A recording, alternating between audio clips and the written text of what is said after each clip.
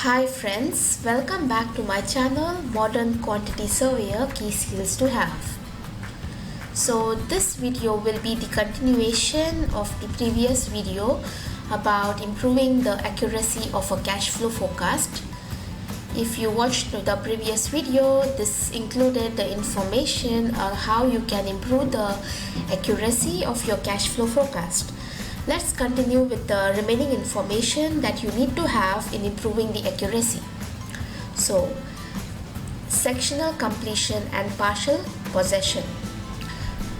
The contracts often allow for early handover of specific building sections, that is sectional completion or undefined areas with the contractor's consent, partial possession. Sectional completion dates outlined in the contract can be easily incorporated into the cash flow forecast. Each section has unique completion dates and retention. Separate cash flows should be merged for an accurate overall forecast. Also, sectional completions have separate retention releases, so include that in the forecast. The currency. Let's see how currency will help you to improve the accuracy. So identifying the correct currency for contracts or cash flow forecast is crucial, especially when dealing with overseas or international parties. And any misunderstandings can be very costly because the exchange rates impact employers paying from different sources, affecting the cash flow and the currency conversion. So if the materials come from abroad, exchange rates can influence payments to suppliers and contractors. Variations. Contracts often allow for variations that can affect payments to the contractor. The cash flow forecast should account for anticipated costs of these variations using either a price risk register or a percentage-based risk allowance. Including these values in the forecast helps manage potential financial impacts. If the risk allowance is included, the employer should know that the program effects of variations are not accounted for, as they will be unknown. Forecasting risk allowance spend.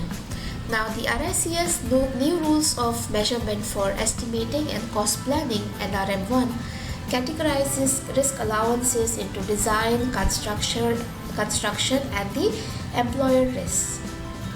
Early stage risk allowances are typically a percentage of the construction costs and can be included in the standard S-curve. For greater accuracy, use a priced risk register to create a detailed cash flow profile incorporating specific expenditure points for each risk.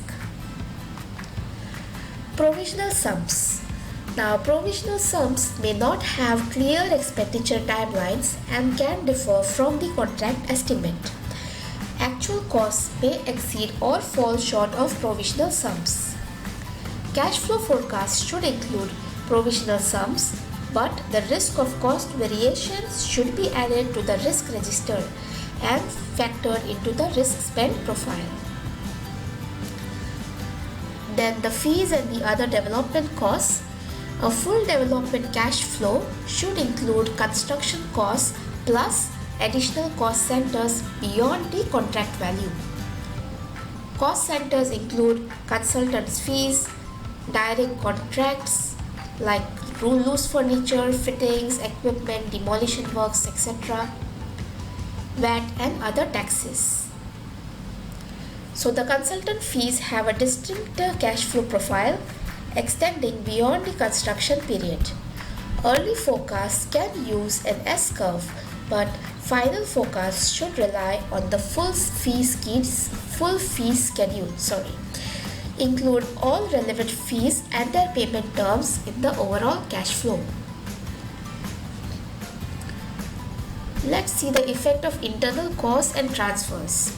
Now, internal transfers between departments or companies can be challenging to predict due to sensitive payment terms. Despite seeming straightforward, these arrangements can be complex and sensitive often creating significant difficulties for the employer, thus making it difficult to include them accurately in the overall cash flow forecast. Then the materials on and off-site. Materials on-site typically don't impact the cash flow forecast unless excessive quantities are brought in, potentially indicating contractor insolvency. Payments should not be made for early deliveries intended to boost cash flow. Assume materials arrive as needed. But sometimes materials need to be on site early to lower the cost or ensure availability. For instance, bulk shipments or securing scarce supplies may require advanced storage. Such factors should be considered early and reflected in the cash flow forecast. Also, the materials off-site can significantly affect the cash flow forecast. Now, if the payments for off-site materials are agreed, the forecast should be updated.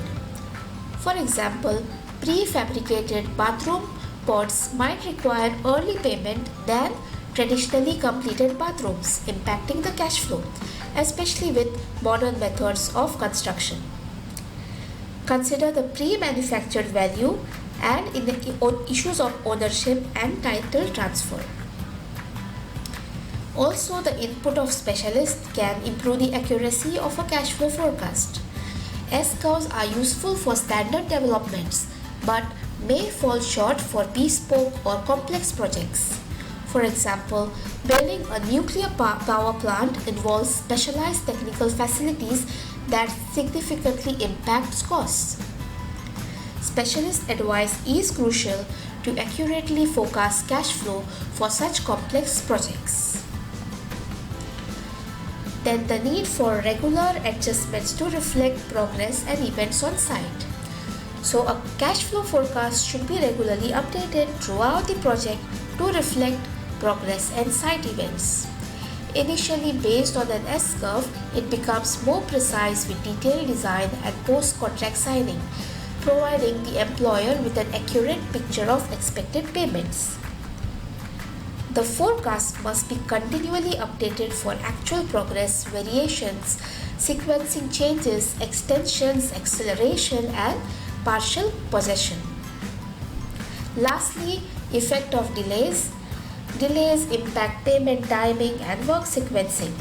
For instance, adverse weather might only shift the cash flow, whereas significant variations could alter the project's entire schedule. In the latter case, a comprehensive review of the cash flow may be necessary to account for extensive impacts. So friends, these are the important information that you need to consider to improve the accuracy of a cash flow forecast.